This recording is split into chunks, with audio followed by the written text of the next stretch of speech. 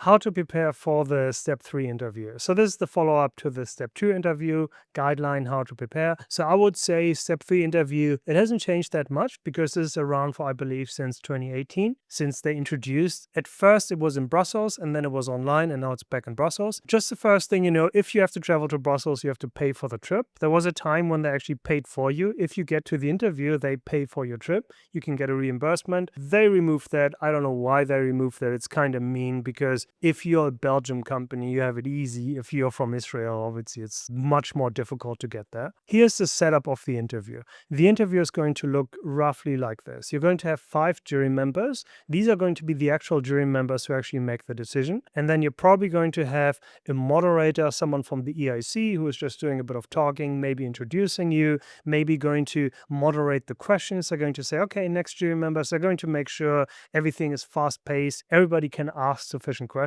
If you apply for equity too, you're probably going to have at least one European Investment Bank representative who is going to ask questions too, maybe about valuation, about financing, and so on.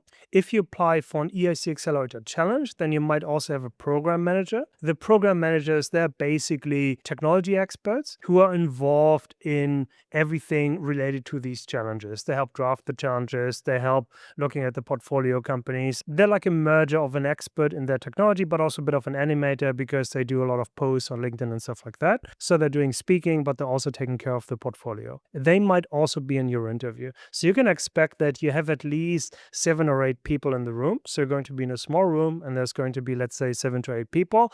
And then there might also be people who are not introduced, who are just sitting in the background, they're listening in. So for example, the EIC board likes to sit in on certain interviews just because for oversight, they just want to look at how these interviews look like, how they progress over time, and if there's anything that can be adjusted or anything that could be an issue. So you might also have people sitting in the background. Generally speaking, if you're invited to the interview, and there's 3 interviews per year, so there's usually an interview week. If you're invited to the interview, you're usually going to get the name of your interviewers. So that's just the 5 people who are going to be in the panel. You're probably going to get that a few days before. And these are going to be the people who are going to make the decision. You're not going to get the program manager, the EIB representative who's sitting, and you're not going to know these names, just your jury members. Then you can go on LinkedIn, you can check out what is their background, what are they doing, and so on. So this is usually useful. Although I personally had one case where a company had the wrong jury. They were doing medtech, they got the name of the jury members, we looked them all up. It was a good jury because it actually fit what they were doing. And there was some where we thought, oh, we have very impressive clinical results here,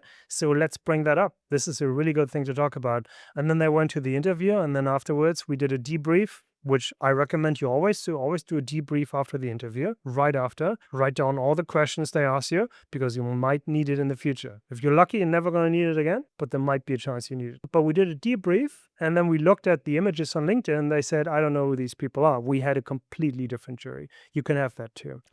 Now we get to the point, how do you prepare for the interview? I already wrote about this extensively. What you want to do is, of course, you want to practice a pitch, that you have rehearsed the pitch well, so meaning that you're not stuttering, you don't have to read. So you can do a 10-minute pitch. It can be one person or up to 3 people. Up to 3 people are going to the interview, but it doesn't matter if one person is doing the whole 10-minute pitch, or if you skip slide by slide, someone else is going to take the second half and so on. It doesn't really matter, but the pitch has to be solid. You have to have a good pitch that it gives them everything they would expect from a startup. Problem, solution, traction, what are the things you need to do still, what are the developments you have to do, what is the commercial outcome you expect, what is the distribution going to look like. So just basic stuff to understand, is this a good project? Of course, the pitch is important, but the most important thing is Q&A. If you prepare for the step 3 interview, you need to do extensive mock Q&As, which means that a bunch of questions, difficult questions, for example, with a consultant, someone who knows the project and knows all the weaknesses. Whenever I start a project, I always see the weaknesses.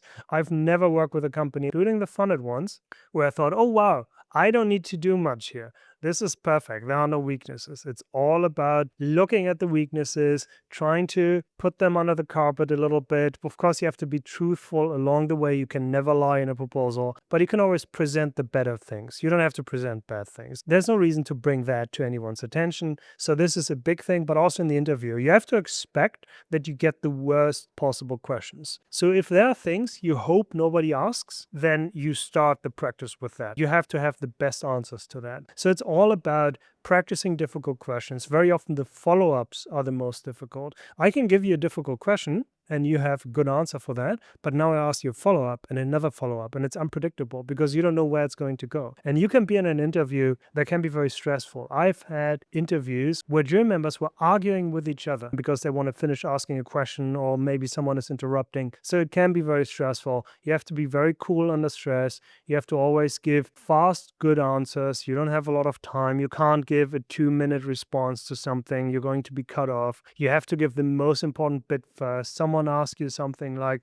how do you want to distribute? Then you wouldn't say that, well, so for the distribution, we're currently talking to a bunch of companies and we're thinking of maybe going in France with, and then you kind of try to elaborate, but you're not going to have the time for that. So what you have to do, you have to give something quick. How do you want to distribute? We're currently talking to 5 partners, and there's 10 more we see on the horizon who are going to be distribution for us. We're going to reach 10,000 customers already with these partners. That's very clear. That's very on point. And then you can elaborate. If they're interested, they're going to ask again. But the principle is give the most important thing first. Give them hard numbers first, and then you can elaborate. And if they cut you off during the elaboration, no problem. If they cut you off and you haven't given like this strong first bit, then you're in trouble because now they didn't get the answer. You have to imagine it. If you're using AI, if you're using ChatGPT, very often there's like a huge chunk of text and you don't want to read it. You just say, give me one sentence. You're just like, I just want to have the answer. Just give me one sentence.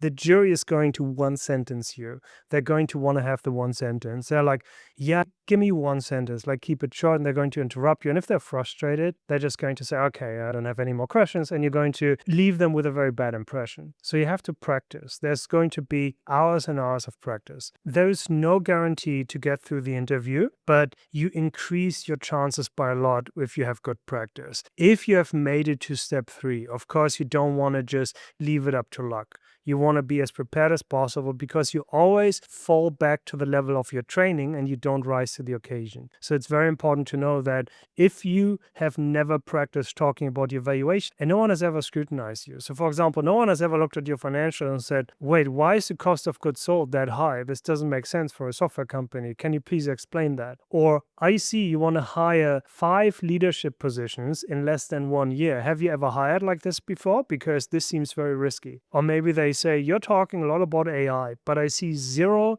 data scientists and AI researchers on your team. How do you want to pull that off? So clearly you don't have the core expertise. There are going to be very tricky questions that can come. And these are just very general ones. If I look at your project, I can at least write down at least 20 very difficult questions.